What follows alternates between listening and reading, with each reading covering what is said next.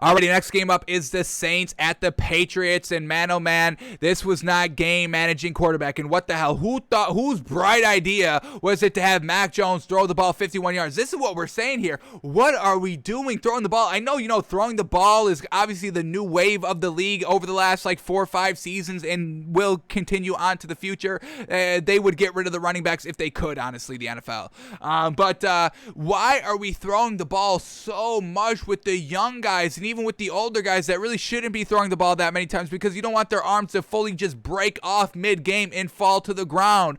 Big Ben, 58 passing attempts, and then we get Mac Jones 51 passing attempts. We just classified Mac Jones as a game manager, and we praised the Patriots and we praised Mac Jones, and we took the Patriots -3 here because we knew that Mac Jones could be a game manager. But now you've got him throwing the ball 51 times. That's not his game. That's not his game. And it wasn't like they were down big bad, right off the rip where they had to, abandon the running game.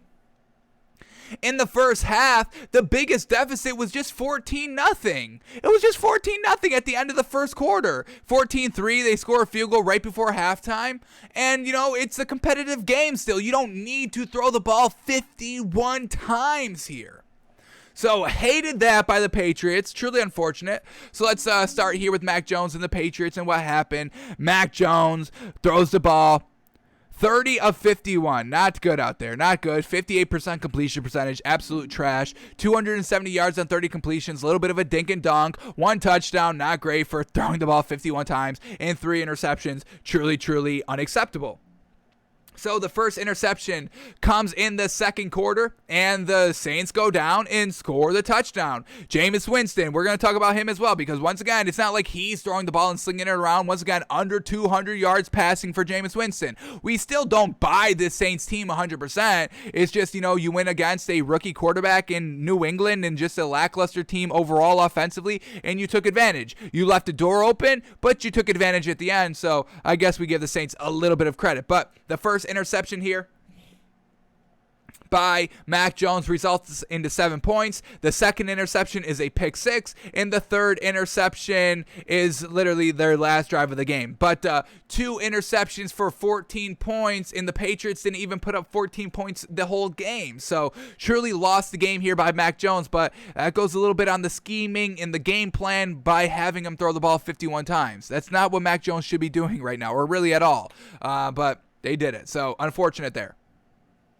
Mac Jones was also the leading rusher. What the hell is that? What the hell is that? 6 carries by Mac Jones for 28 yards. Then we have Damon Harris, six carries for 14 yards. James White, 1 carry for 6 yards. I mean, why are we not running the ball? Why do we have 10 designed run plays? What is that? What are we doing out here? Why did Ramondre Stevenson not play? Because he fumbled week 1 and you still don't let that man out of the cage? Is that what's going on here? So really, really wonky game plan here for the Patriots that is not going to result in the wins regardless who they face. They could have faced, the Bears, and they still would have lost this game probably with the way that they played this game overall. So absolutely hated that.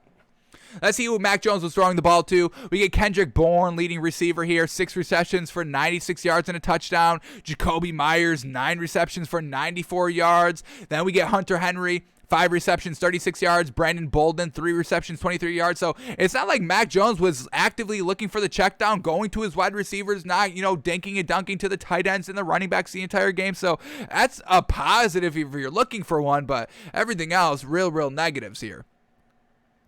So nothing great by this Patriots team. Let's see what the defense did. Did they get any pressure on Jameis Winston? How many sacks did they get? 2, 3 sacks? All right, could have been a little bit better. But overall, this Patriots team struggled offensively. Running game not existent. They weren't even trying. Alrighty, now let's talk about the Saints and Jameis Winston. And once again, another big win here by the Saints, a double-digit win. They put up 28 points. Everything on the quick look just looks good. But Jameis Winston, 13 of 21 for 128 yards. What are we doing? What the hell are we doing here with Jameis Winston?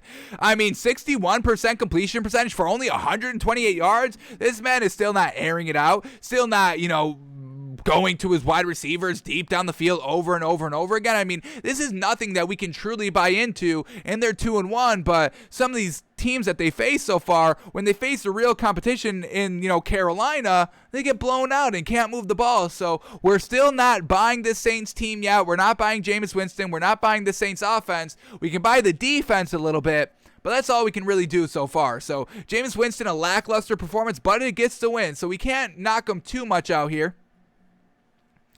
Threw 2 touchdowns, didn't turn over the ball, which was good. We can definitely get behind that. Running game here. Alvin Kamara, 24 rushes for 89 yards. Then we had Taysom Hill into the game, 6 carries for 32 yards. He ended up scoring a touchdown as well. Like seeing Taysom Hill out there. I don't know if I switched back to Taysom Hill. I don't think I switched to Taysom Hill. I want to see what Jameis Winston can do at home to kind of see if that can jumpstart his confidence so we can start airing out the ball a little bit more. So we'll give him next week.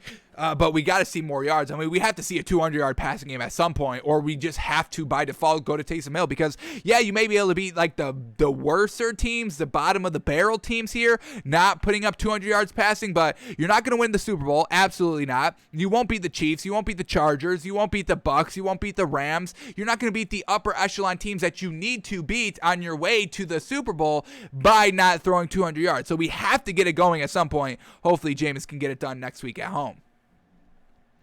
Alrighty, and then Jameis Winston, leading receiver was Marquez Callaway. And once again, Jameis Winston, he threw this ball up to Marquez Callaway in the back of the end zone, and he's lucky it came down with the touchdown. We're going to watch that play, but I got to give credit to Marquez Callaway. I mean, Jameis Winston and Marquez Callaway have some sort of special connection. I mean, those were all the deep balls that he was throwing in those preseason games, the preseason game finale, I believe, that he really kind of won the starting job, or the second game, whatever the game that was, where he went to Marquez Callaway twice for like 40 yards, bombs, and touchdown. It set the internet on fire. Basically, from that on out, it was Jameis Winston as a starter. So I love that Jameis Winston is getting Marquez Callaway actively involved in these games, and hopefully Sean Payton can call a little bit more plays for Marquez Callaway because their kind of rhythm and chemistry is fantastic. Jameis Winston falling back in the red zone and just throwing it up for Marquez Callaway in the back of the end zone. He comes down with it for the touchdown. So they've got that special connection. One of the best wide receiver quarterback combos I think I've seen in a while. I put it up there with Russell Wilson and Tyler Lockett. That's a great connection right there. So Marquez Callaway, leading receiver here for the Saints, 4 receptions, 41 yards and a touchdown. Deontay Harris, 3 receptions, 31 yards. Alvin Kamara, 3 receptions, 29 yards, a touchdown.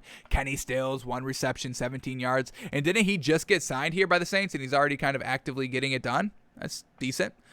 So the Saints get the nice win here, 28-13, beating the Patriots and making Mac Jones look like a true rookie out here. All the rookies, not a great day by all the rookies out here, truly. So well done to the Saints. All right.